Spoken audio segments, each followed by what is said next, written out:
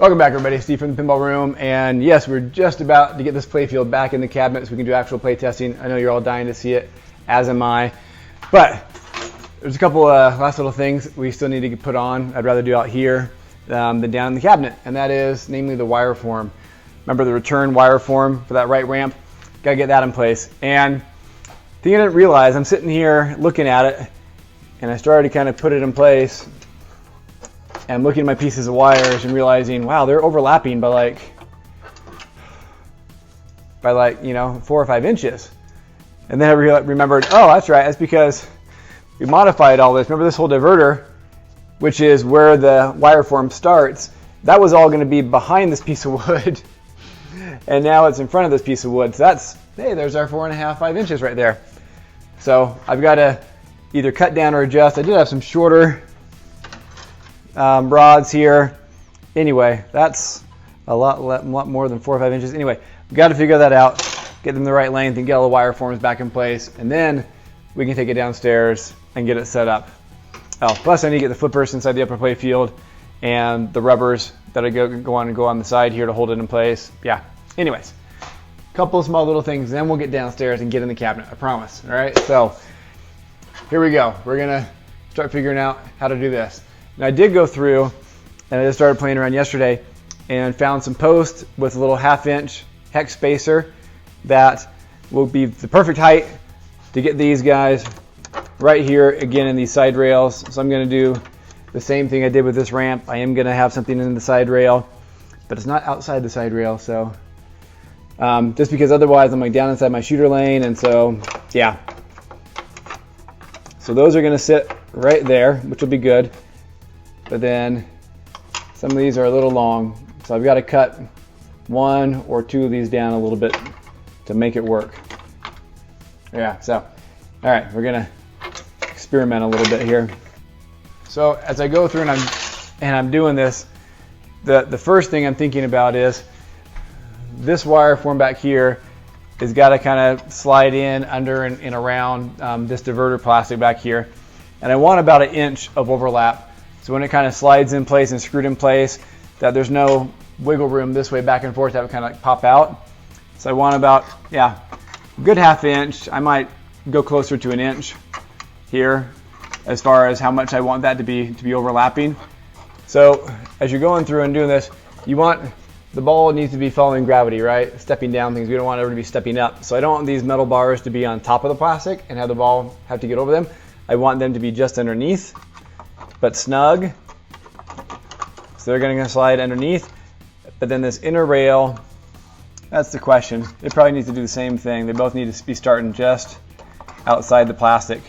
That way the ball, if it comes around, just follows the plastic. It doesn't hit anything to deflect it, right? And it'll just fall down onto this habit trail and follow it all the way along. All right. So I'm going to mark with my pencil right where I need this to be drilled in place. The hole for the post. Okay.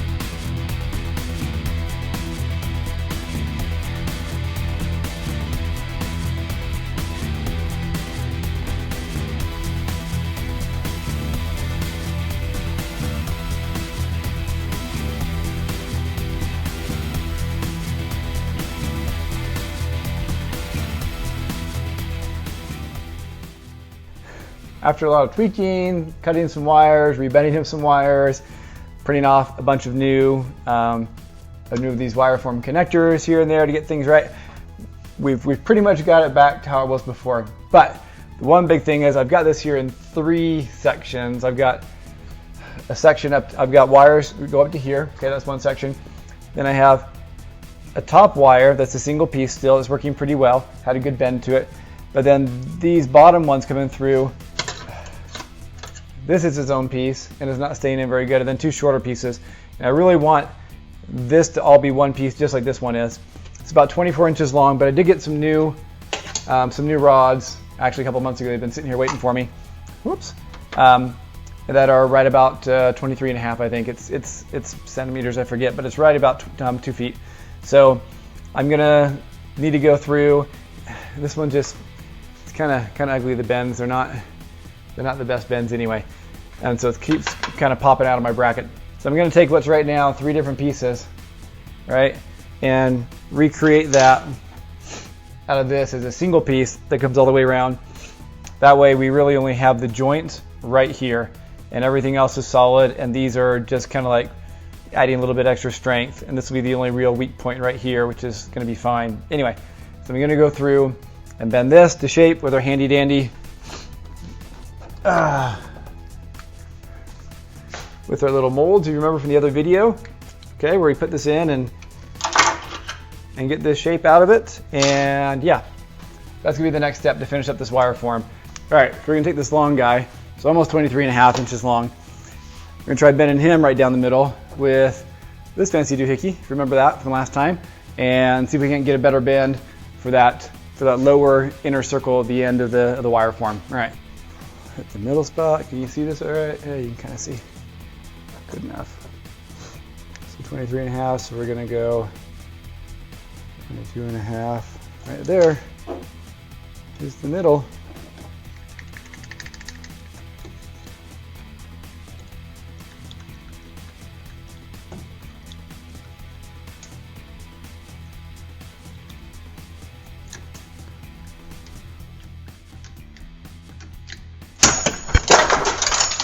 Holy!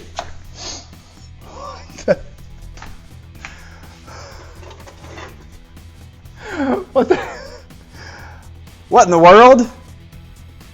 It just snapped. My other ones didn't do that.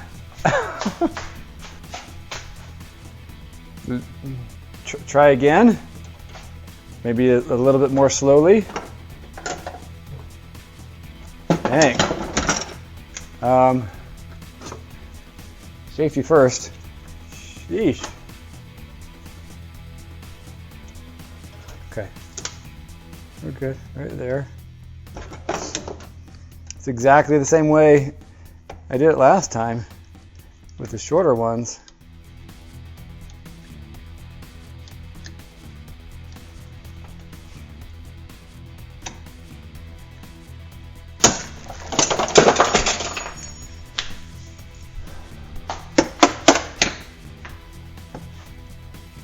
What is going on? These came from a different supplier out of AliExpress, Alibaba from China. It's a different company. It's the only one I could find them this long.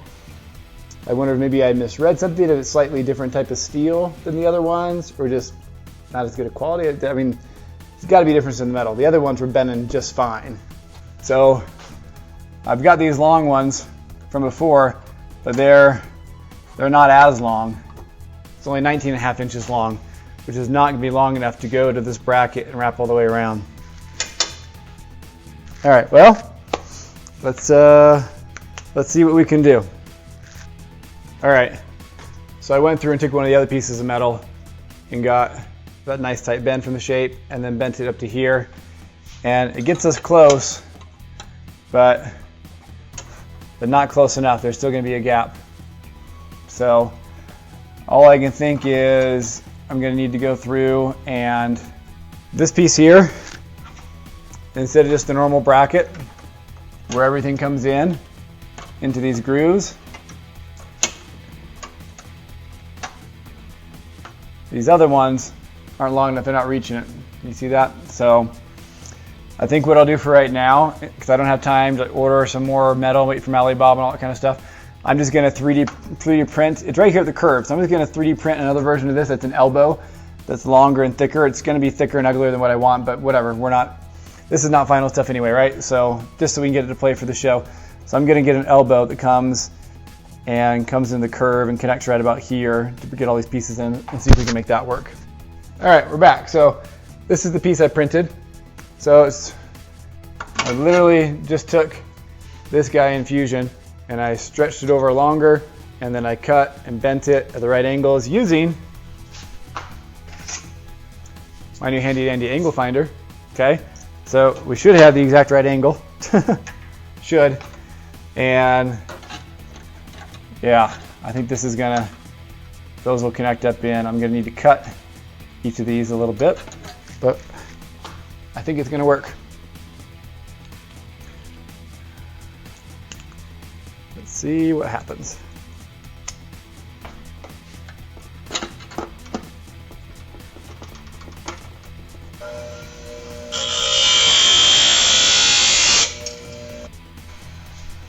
Okay, I tried to straighten it, gotten a little bit bent along the way, but okay. Remember the top wire, you want just a little bit in front of the bottom wire so it hits the top one first and then drops down. And then pop in place. Yeah. Okay, that's not the prettiest thing, but it'll work. It should work. Take it for a test run. Maybe.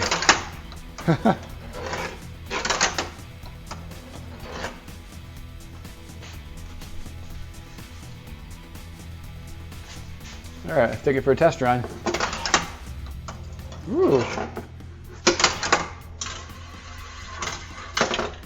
A little bit of a hop there. Oh, all right. Ball's not always coming down through my diverter.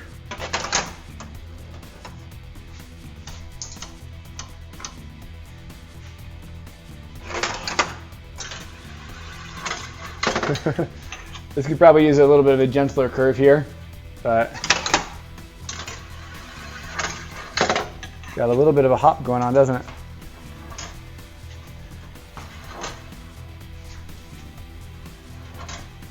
Yeah, it's kind of a, it's a little bit of a quick turn for it.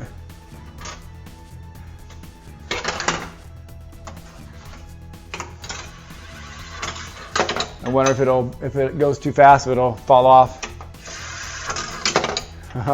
It's hopping pretty good, but it's staying.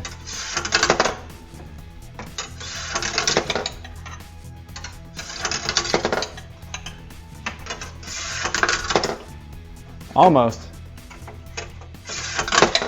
I don't think the ball is ever going to be coming that faster in an actual game. This is a long ramp. Eats up a lot of momentum.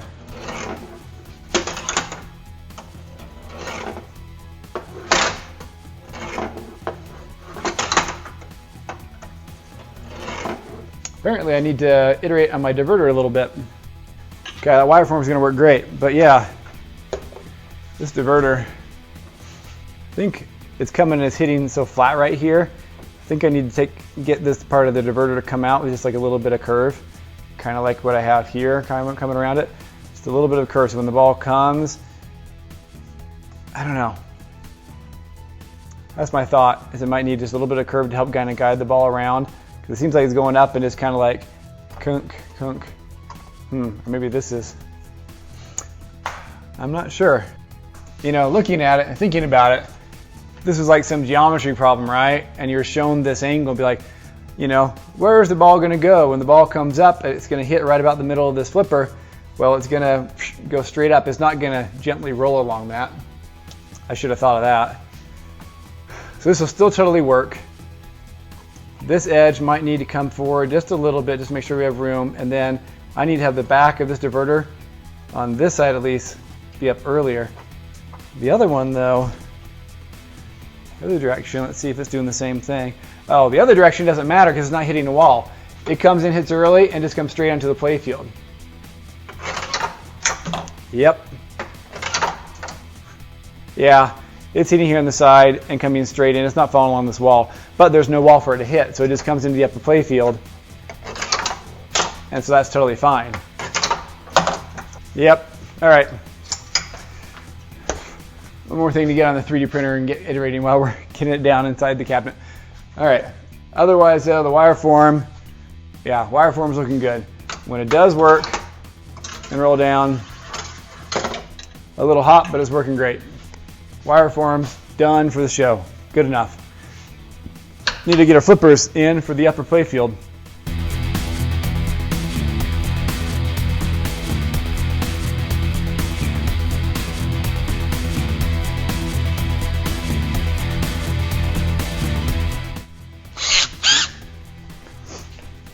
All right, flippers are in.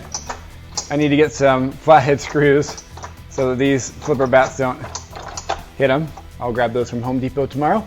And then we need to put in the guard here on this side so the ball doesn't fall out. And probably like a post or 2 small posts and a guard right here also, so the ball doesn't get stuck here in this corner. I wonder if the ball could go past it. It would maybe, see, it could get stuck right there. All right, so we're gonna put in a post over here to keep the ball from getting stuck here. I think I was gonna put another one right here next to this guy.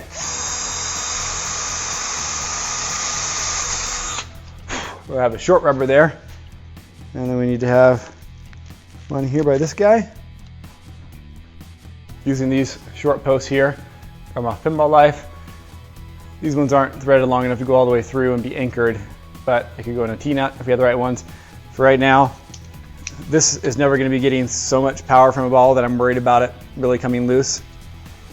There are some that have a longer threaded tail, and so that's another option for you also if you feel you need that. So you can put like a nylon nut on the underside or something. This upper playfield, remember, my plan is to end up for the final version to replace it with a 1/2 inch thick piece of acrylic. And so it'll all be clear and see-through, kind of like World Poker Tour. And then I want to have the bottom side etched with like the Icarus Angel, is what I'm thinking, or some other logo representative Led Zeppelin like that. And then we're going to have some LEDs backlit here on the side shining in to illuminate it when you get into like multi-ball mode and for light shows and stuff like that, so it'll glow and you'll see the etchings, right? The edge of the etchings will catch the light and glow. So I think that'll be pretty sick. Assuming we can get everything to work fine out of the acrylic. I haven't tried to do much with like threaded items inside acrylic, so I'll have to look that up on somebody else's YouTube channel that works with acrylic and figure out, make sure I do it the right way and don't get things like stripped out.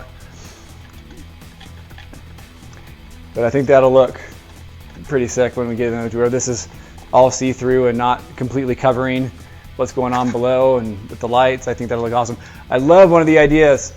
I forget who it is right now. But thank you for the idea you gave as far as for like these 4 targets. So I always plan on these 4 drop targets being, they're going to be replaced with clear drop target plastics, and I'm going to have stickers on them that, and hopefully they'll be illuminated with LEDs, and each one will represent one of the band members. Hold on.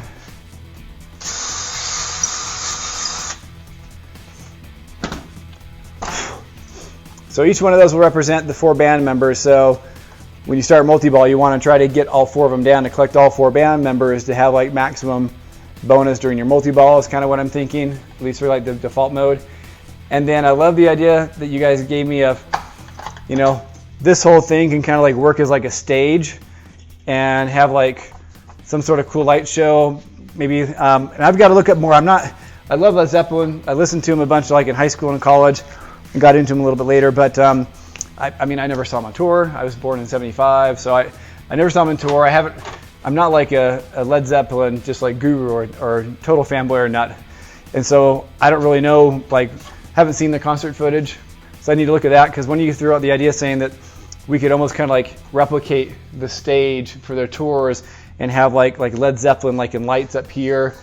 My thought was you're going to go through and collect certain targets to spell out Led Zeppelin. And I was thinking those lights could be like on inserts down here in the playfield. But maybe it's up here on this backboard on the sign. As you collect them, this lights up to complete Led Zeppelin. I don't know. We'll have to play around with that a little bit and see what makes sense, what works when we finally get to like the stage of lighting and the final polish. We're ways off from that. But anyway, I love the idea though. I think it could work out really good. So I'm excited to play around with that when we get there. That rubber's a little loose. That's what she said. All right. Yep. I could have placed these a little closer together, I suppose.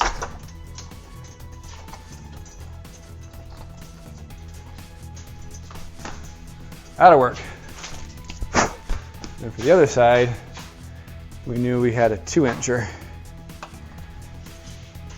There we go.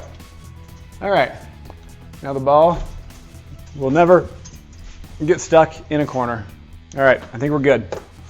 Okay, that's everything to get into the cabinet downstairs. By the way, one of you asked, made a good point. I'd had all my wires coming out the front forever. That was really just to kind of like be keeping things out of the way while I was wiring. When you're doing your wiring, you actually want to have your main cables and braids more coming out the back. So when you're in the cabinet and you're lifting it up the playfield, right? You're not like pulling up all the wires right in front of you so you can service it, and you'd have to have so much extra wire.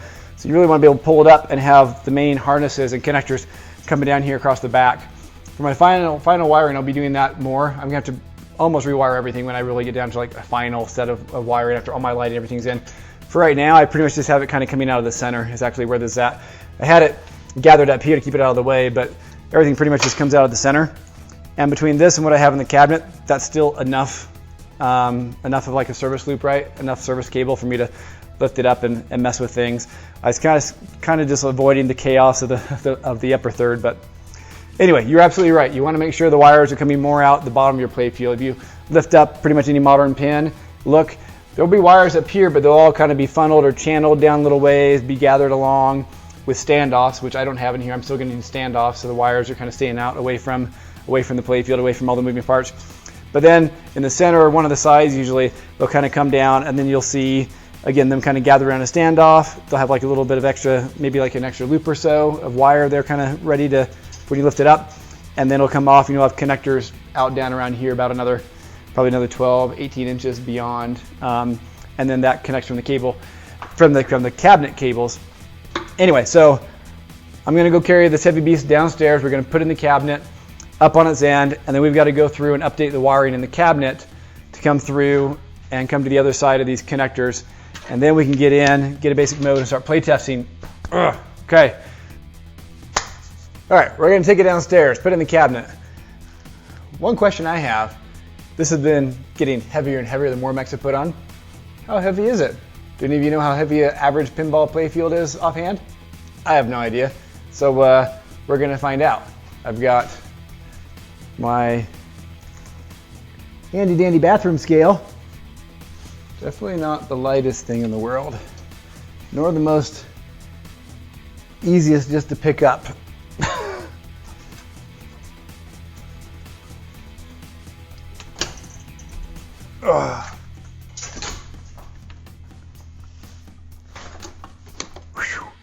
All right, turn on the scale.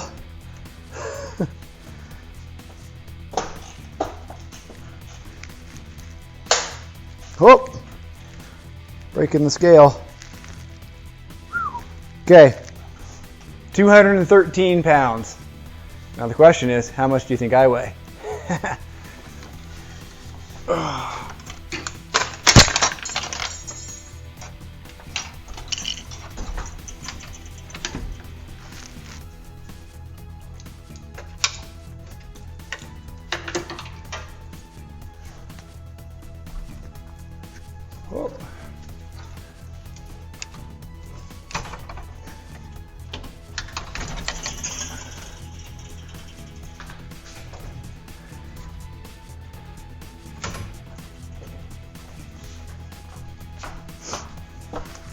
All right, how much do you think I weigh?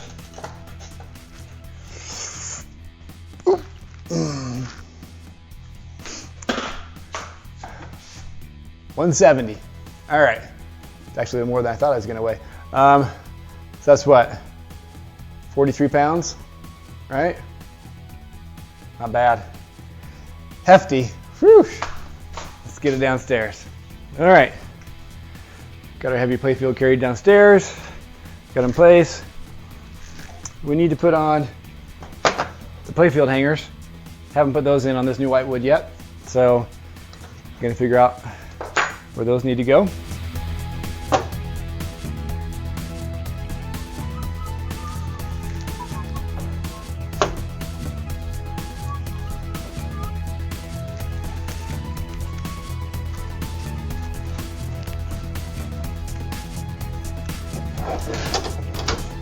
So I've got this spare plastic apron from my Stranger Things pinball machine because it came with the new apron. So I've been using that, but I totally forgot that this one connects by the 2 vertical posts. I go here, otherwise it's kind of flimsy. So, Pinball Life to the rescue, we're going to order a couple of those. I also realize I'm missing the interlock switch that I'll need once I put my coin door in. So that's 2 more things I need to hurry and order before the show. But,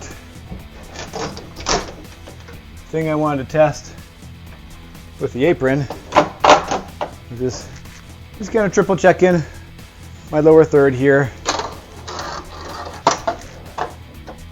And the balls have plenty of room to be going down. I want to play it so bad. All right, we got some wiring to do though.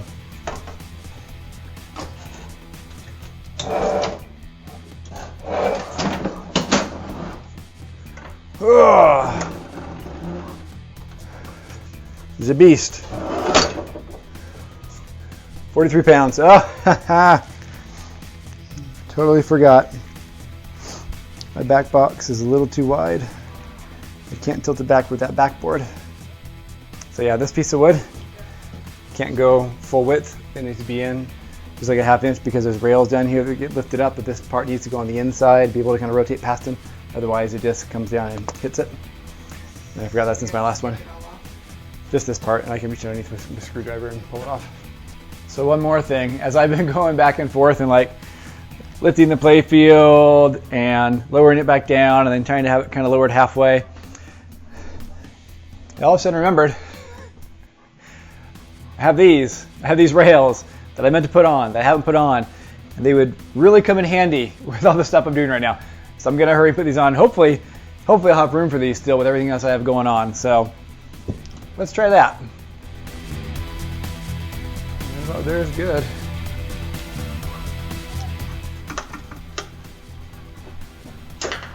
All right, there's room. I think, I'm hoping they're not too far forward. We're gonna pull it down. They're gonna fit behind the lockdown bar and the switches and everything, but I think we're gonna be all right.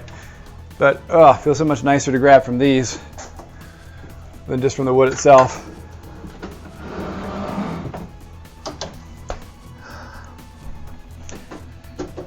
That's nice. Should have put those on a lot earlier.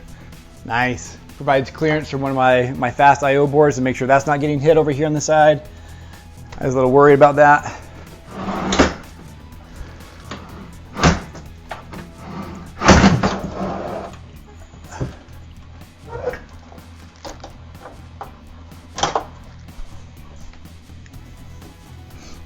Oh yeah. Nice.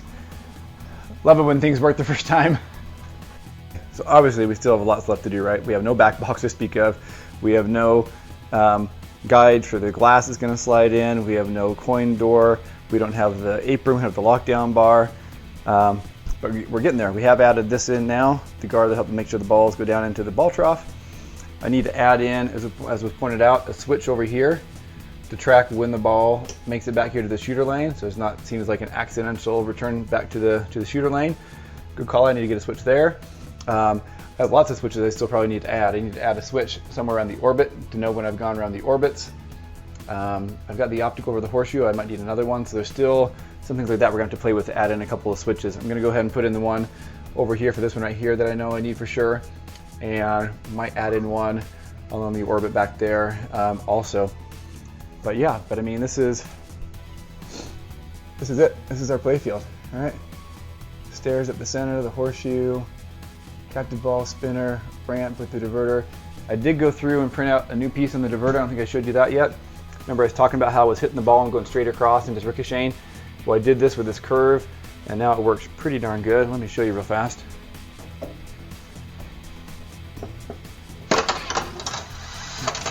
Smooth and smooth. No rejects at all now.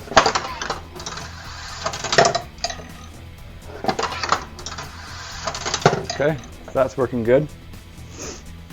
Everything else has come along nice. Ugh, can't wait. What else am I missing? Conspicuous shooter rod. This was made from a Medieval Madness and a Monster Bash cabinet, so there's just a hole here for a button for an auto launcher. I'm gonna have to go through and clean out my cabinet so I can get my actual plunger in there and do that bit of woodwork also. But yeah, I'm not gonna worry about that for right now. Just gonna go through and configure everything going, and we'll launch the ball manually, I think. Anyways, that's where we're at. What do you think? I'm quite pleased. One of the other big things I got to try to have time for before we get down to the show are some plastics. I got lots of places the ball can get stuck. On top inside the captain ball area, back here inside this big old void, it's just a dead zone. Inside here the ball can get hung up. Here in between these tracks here, so I've got to go through and get some plastic or something to put up to cover those areas. The obvious places where the ball can get stuck, to make sure it does not get stuck there. And then yeah, and then we'll start play testing and find out where else the ball gets stuck and come up with solutions for that. The ball will always find its way into funky spots, and like, how to get down there? Like, got a gap here, what do we do there? Do I need to reprint this piece with like a little bit of a shelf on it as well? Like, lots of little things like that to figure out. Okay, man, I'm so excited. I can't wait to actually try to play this dang thing now. Now we have everything together. All right, we're finally there for the moment of truth, I think. I've been going through and double checking the code on MPF and my config file, and it's a good thing we double checked all the wiring, because there were some things that I had to change around from before. But now I think we're all set, and I've been running MPF and kind of double checking the switches, and we're there. So now we're going to start up with all the high power enabled and see if things fire and see how it works. So first thing I want to go through and do is double check the stepper motor and make sure it's working. So we'll power on. All right, got the 7 balls loaded in there. Let's start our Palula tick controller. Connect. Voltage in, 11.8. Resume. Let's say I want to go up a stair. Looking good.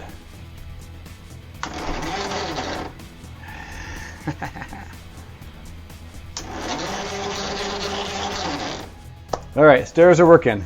Now I just need someone to help me figure out how to code that in MPF so it actually works when I want it to. But everything's all functioning really good there. All right, I'm actually going to de-energize that one for now. Unplug that, and let's go back to MPF. So pretend this is the back box display.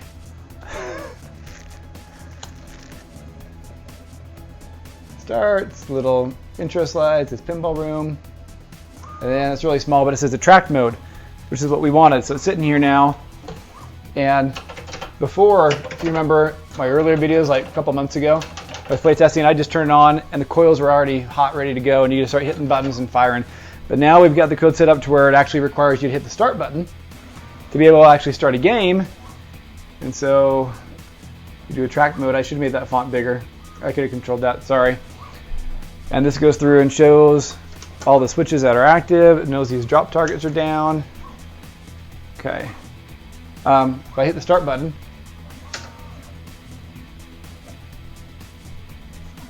well, it says player 1, ball 1. It didn't kick the ball out. I'm not sure what's going on with that. My switches are all there. It says it's there. Oh, my trough is jammed right now.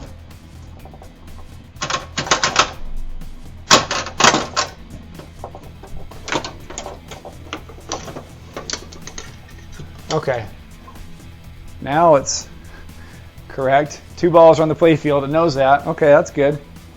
Let's send 1 back home. 1 ball is on the playfield. Player 1, ball 3.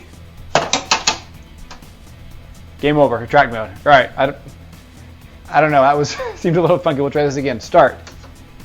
Player 1, ball trough ejecting. That's not ejecting. It's not doing anything. If I eject manually. Shooter lane, ejecting. Again, that's not firing, but it knows the ball's there. We go around, we hit a switch.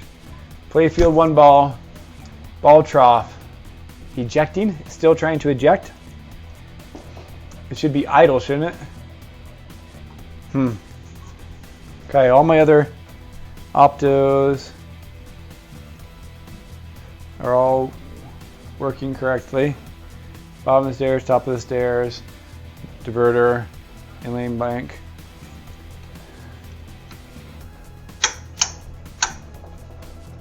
All those are registering. All the switches are good. My slingshots aren't firing either. Should still be in a ball. Hot bumper, nothing. All the switches. I didn't even try. I should be trying to play right now. What? Okay, that's weird. My upper flippers are working, but my lower ones are not. It's ball 2. We'll eject manually again.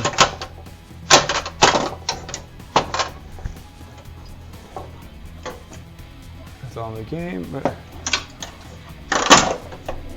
that's working. I still have my buck set up as a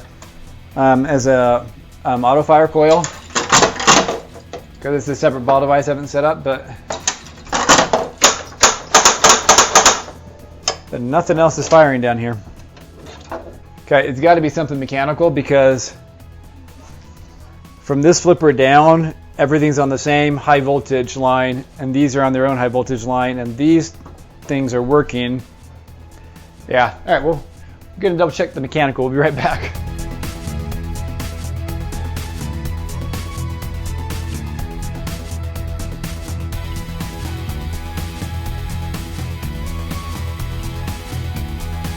When I was going through all the docs and manuals, I was going through the new docs that the FAST people have been putting up. Brian, Matt, and the crew, like I mentioned earlier, they've been putting up some really good documentation and filling in just a lot of the gaps for those of us who are not, like, you know, electricians and used to working with high-powered toys and things like that. Anyway, on the power filter board, well, let me get it out and I'll show you. Okay, so here's our power filter board, remember? So on the power filter board, we have power coming in on this set of pins over here and power coming out.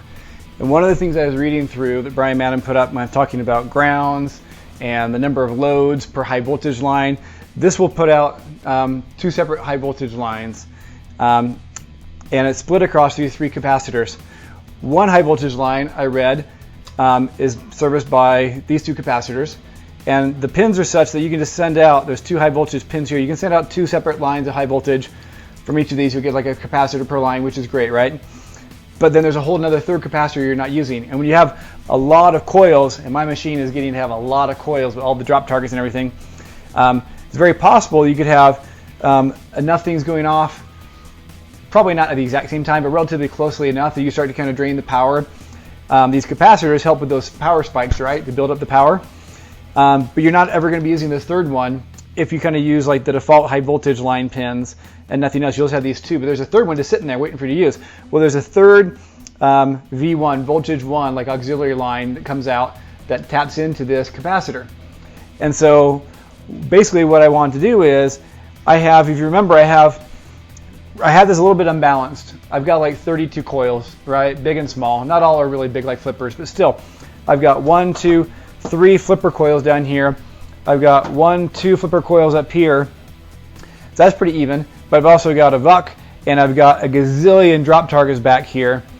Those probably won't all be firing at the same time, but still, I want to go through and make sure that I get my high voltage evenly split as much as possible. Instead of them all sharing these 2 capacitors, I can split it to where one line, the line that's going to have the heaviest load, can be coming out of these 2 capacitors, and the other one can come out of its own capacitor. So I can use all 3 capacitors. That required me to change my wiring. It's very long and wordy, sorry, but what it comes down to is I switched one of my high voltage lines from coming out here out of the high voltage line, which is connected to this fuse, and I've changed it to a different pin, which is connected to a different fuse bank right here. But there is no fuse there. I changed it all around, but I never put the fuse in there because I'm on a whole separate line. So I need to get a fuse. So I need to get another fuse and put it in there. And now I can actually get power out of that third capacitor out of that line. So now we'll plug it all back in and we should be good. Cross our fingers, but that's what I'm thinking it had to have been. I mean, there's no fuse there, so, and they were all dead. I lost my wrench. Here it is. All right, we're gonna plug all this back in and we'll try it again. This is our temporary shield for covering all of our power supplies inside the cabinet. It's not a power box, but cardboard is non-conductive and it covers everything plus all my terminals. So for now, this is what safety looks like.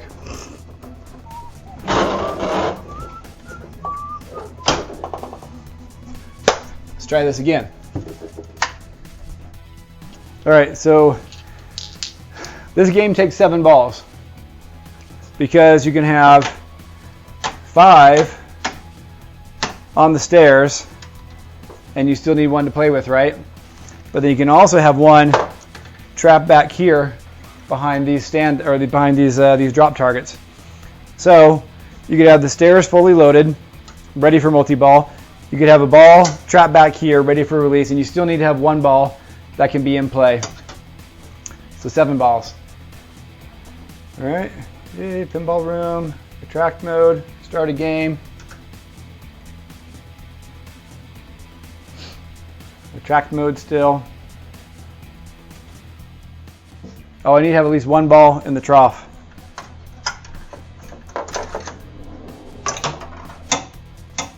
Let's just put them all in the trough.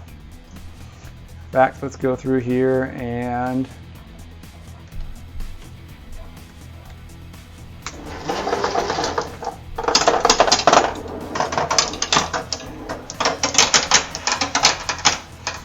all right, over here in the land of MPF, we now have balls inside.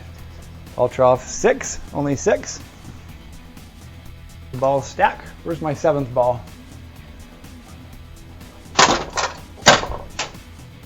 Whoa. Hey. That's a good sign.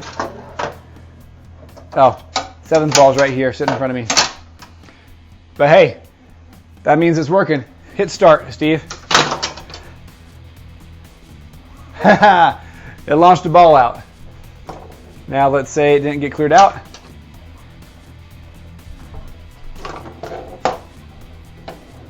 Okay.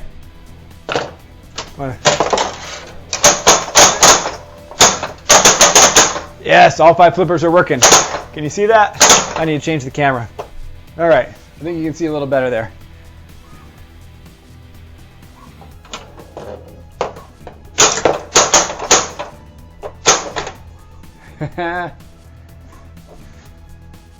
And hey, you locked a ball. Let's advance the staircase for you. Unlock another ball. All right, but it doesn't know we locked a ball. So, ball 3. Ball 3.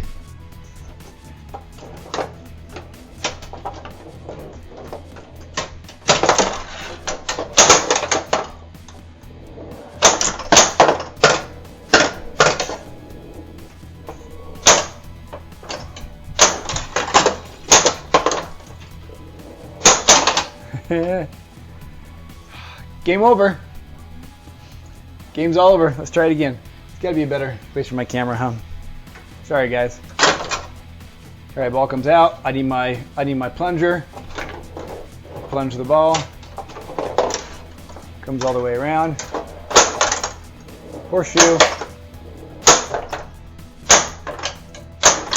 The spinner. Move up to the ramp.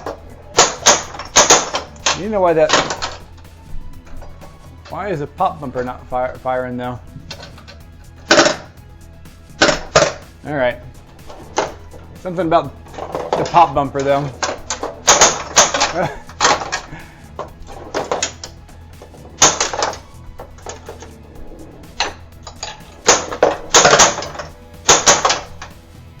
Game over. Oh, I'm liking this.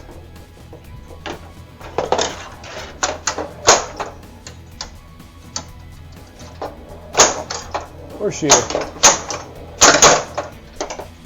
And out. All 2.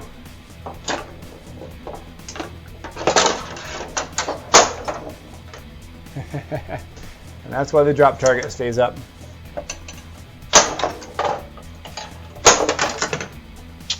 And that's why we're going to need a piece of plastic covering the stairs.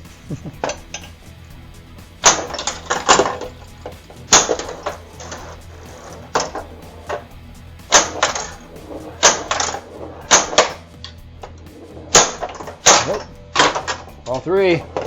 Still need to make that right ramp. Oh, nope. Saving the ball.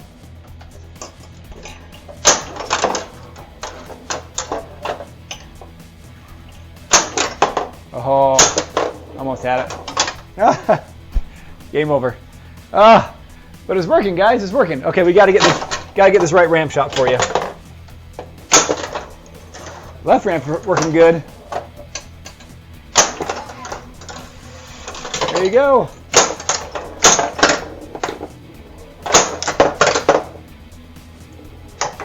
And out.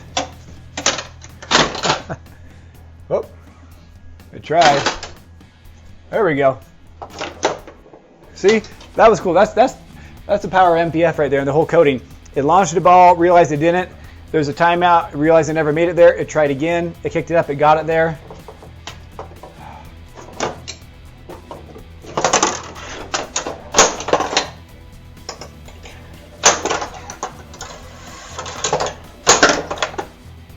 Oh, there's a dead spot.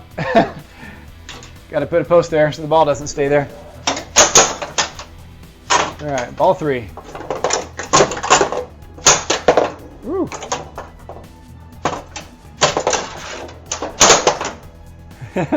See, it skipped up, so we're going to have a shield there. I want to get this other orbit, though.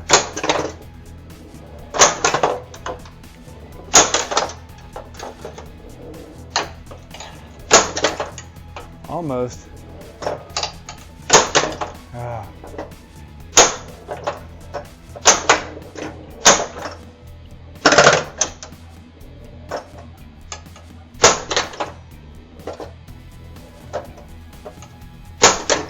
Oh.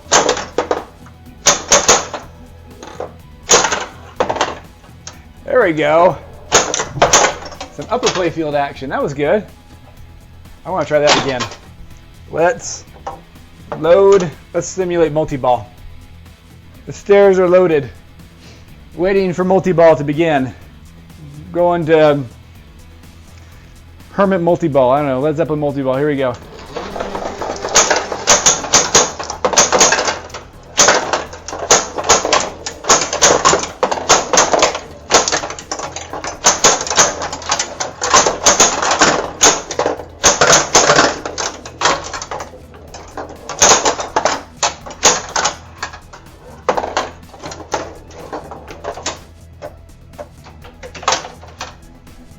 Game over. All the balls drained. Need to tighten up my flipper bats. There you go. I'm pretty excited. Things are working pretty damn nice. All right, so I've got to go through now. Got to wrap this up, get this video out for you, but now I've got to go through and get all the rest of my ball devices configured. So these drop targets, the machine knows they're drop targets, so they work like drop targets, and it knows when to pop them back up, etc. The other thing here that I've got to figure out, this 4-bank with these drop targets, something doesn't seem to be compatible with this mech. I got to try to figure it out. I've got them wired up, and it just constantly thinks that the drops are down no matter what I do, even when I raise them up. And so that's not really playing nice with MPF. Yeah, so we'll have to try to figure that one out. But otherwise, yeah, things are working really good. So yeah. Got to get all the ball devices set up, and got to see if I can figure out this 4-bank drop target set over here. But it's close. It's close. This could almost be something fun to play here in 2 weeks. 2 weeks, guys. All right. Thank you so much for watching. Really appreciate it. Making some good progress. But man, we still have so much further left to go. But it doesn't matter because it's so fun. Other than June is like right there. But all right. Thanks for watching, guys. We'll catch you later. Bye-bye.